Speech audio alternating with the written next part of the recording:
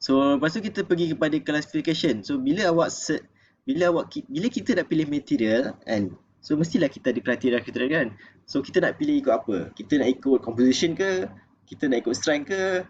Kita nak ikut product shape ke? Kita nak ikut finishing process ataupun quality sector. So actually ada banyak lagi dia punya classification. So yang ni kita ambil yang very common kan. So mungkin awak punya requirement, awak nak tahu berapakah composition, berapakah percentage material dalam sesuatu kan. So yang kalau macam ni, actually kita ada low carbon, medium carbon, high carbon tu steel kan. So dalam kat sini dia ada cakap berapakah percentage carbon kan. So 0.25 ke, awak nak ambil 0.25 kan. Mungkin awak punya kerja, kita nak tahu certain quantity of carbon kan. So ini bergantung kepada kandungan composition. So ini ialah steel number system. So tadi lebih kepada common material. Dia bukan steel. Tadi kita ada zinc lah semua kan. Ini steel, dalam dia ada steel. Main dia steel. So dalam steel punya numbering system, steel ni kan, kita ada dua yang paling glamour. Yang pertama ialah AISI. So yang kedua ialah SAE. AISI ni ialah American Iron and Steel Institute dan SAE ni ialah Society of Automatic Engineer. So basically dua ni nak cakap level dia, tadi kan kita ada UNS kan, kita ada ASTM, kita ada ASME. So lepas tu kita ada numbering system pula. So basically ni tadi ialah first level, yang ni ialah second level dia kan. So ni bawah dia, anak dia. So dalam anak dia kita ada bukan dua, kita ada banyak sebenarnya. Tapi yang ni yang paling glamour sekali lah. Bukan glamour sekali lah, yang biasa applicable kepada kita. Mungkin kalau awak kerja, mungkin awak akan guna numbering system lain. Kalau awak kerja, katakanlah awak kerja dengan Japan, so Japan pun ada numbering system dia sendiri, and dia pun tak nak US punya kan. Kalau awak pergi British kan, kalau awak pergi British company kan, so British pun nak number dia sendiri, so British pun ada numbering system. Tetapi Malaysia mostly education purpose kita pakai dua ni je. So AISI dengan SAE. So AISI ni biasanya kita akan ada 4 nombor biasanya, tetapi kadang-kadang dia akan keluar satu nombor. Ini number additional, kadang-kadang discretion kan, kadang-kadang sebab ada benda-benda lain. So 4 yang main 4, 5 ni additional, yang kelima.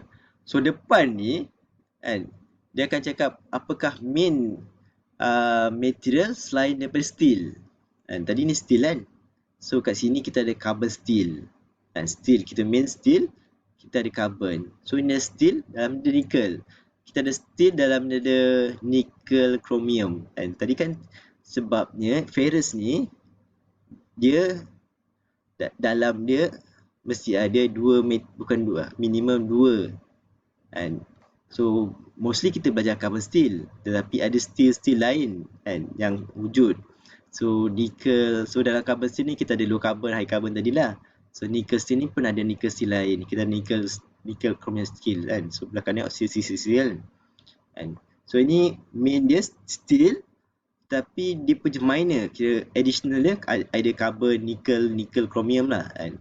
So yang ni ialah berapa persen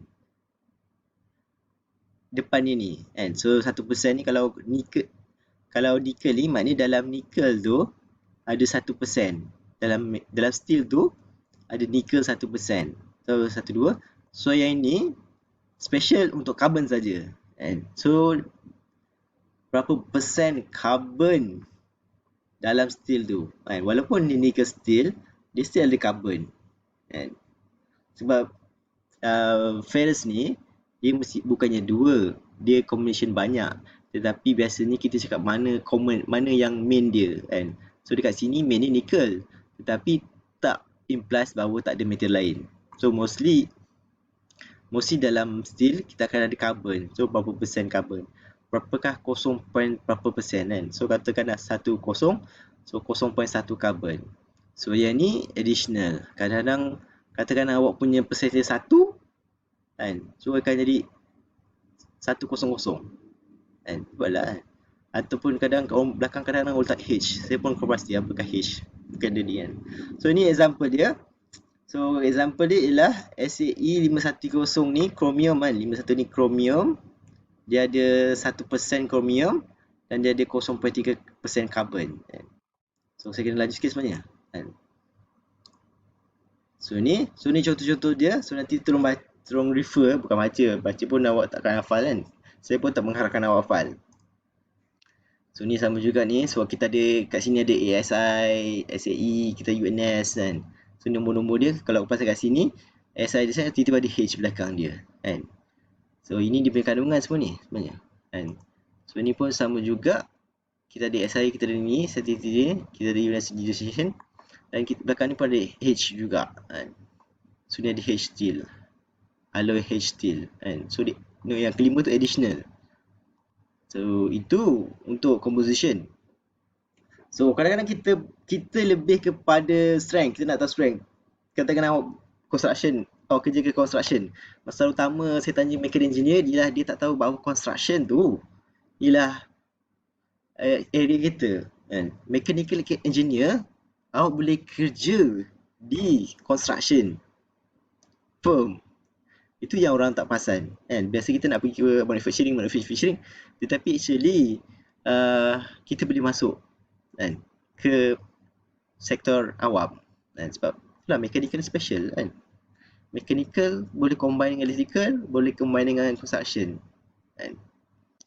So bila kita berstrength ni kan, so ni yang penting kan. So basically kita kena tahu berapakah KSI.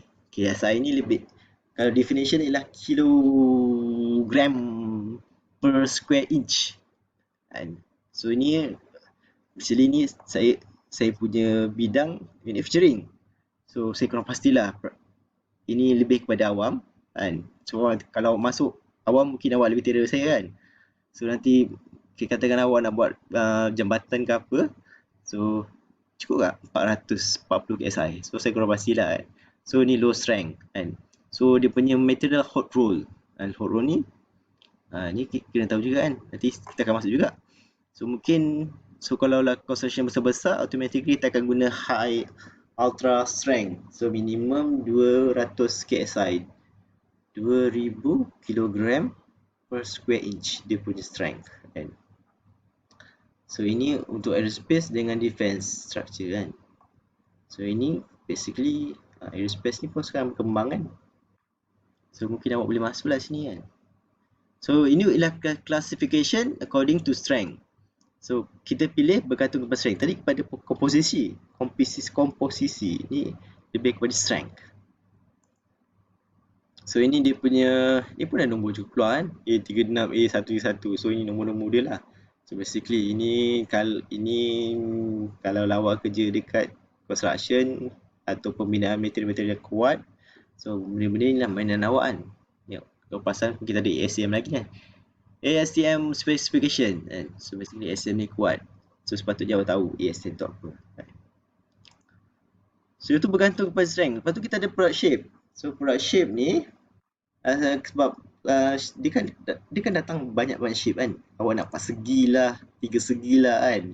So basically dia bergantung kepada thickness dan weight. Sebab setiap orang akan buat, katakanlah material tu 0.5 mm, 0.6 mm kan. So basically kalau awak kalau awak masuk kepada manufacturing creator kan. So basically kalau perasan dia punya pintu kan, so mesti pintu tu ada thickness dia sendiri kan. So mungkin saya satu lepas tak, macam mungkin awak 1 mm je kot kan. So mestilah awak terus pilih, kita nak material 1 mm, macam tu kan. So bergantung pada thickness and weight. Lepas tu by include ni, so baca, so kita ada round shape, ada banyak shape lah, round shape, square, hexagon lah benda lain. Sebab manufacturing tu terlalu besar kan. So basically dia nak cater semua industri kan. So yang ini pun kita kan, itulah kan. So kalau betul-betul masuk industri kan, sebenarnya awak kerja awak berapa persen je daripada actual material yang kita guna kat dunia ni kan. So ini dia punya classification. So ini saya tak perlu, awak tak perlu hafal pun sebenarnya kan. Sebab bila awak kerja pun awak tak hafal kan. So tak ada no point hafal kan. Sebab benda ni semua dekat data sheet kan. So yang ni penting. Okay, ni 2.4 classification according to finish process. Ini sangat-sangat penting. Kan? Sebabnya material yang sama, komposisi yang sama, shape yang sama akan dapat different strength. Kan? Saya ulang balik sekali.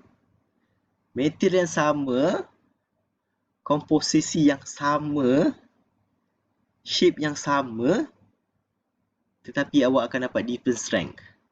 Kan? So ni proses-proses. So kita akan ada classification according to finishing process. So finishing process ni kepada method selection, sebab awak akan masuk kepada, saya takut awak termasuk kepada manufacturing process. Manufacturing pun ada finishing process juga.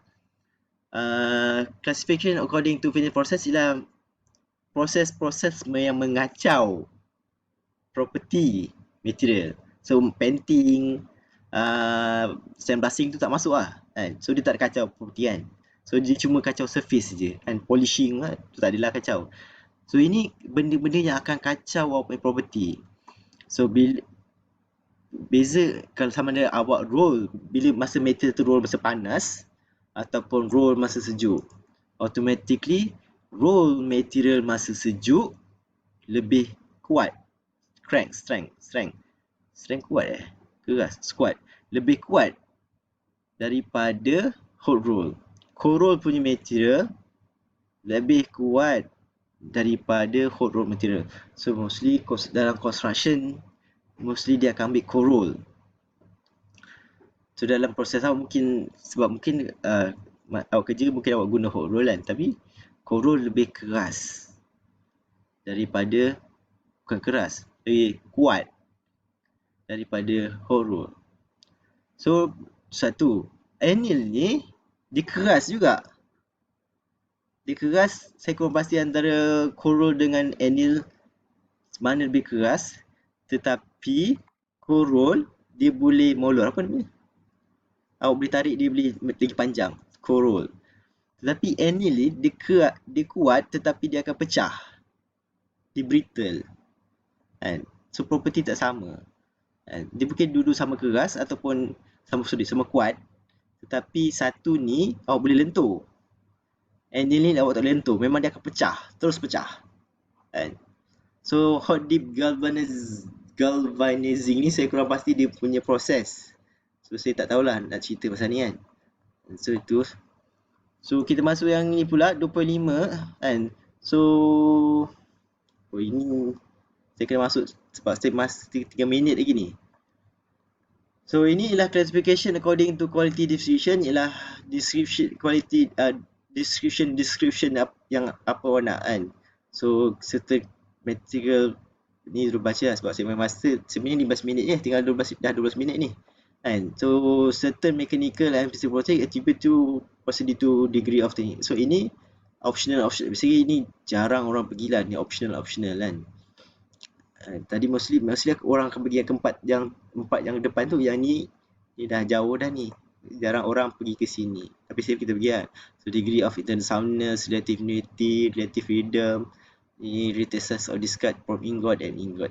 Excessive testing. So ini additional. Mungkin awak punya terlampau detail kan. Okay, ni pun awak consider. Tetapi saya rasa mostly kita tak pergi sini. Mostly kita pergi sampai 2.4 saja. So ni contohnya. So dia ada description kan. So basically kita ada plate. Lepas tu kita ada hole ni kan. Tadi kan finishing kan. Ni penting ni. Finishing ni lagi penting sebenarnya. Kan, sini dia punya description lah. So basically katakan awak nak cold roll drawing kan. So awak ambil je lah metal kan. Macam tu lah kot. Dia terus ada description kan. So itu habis untuk designation, classification and specification for steel.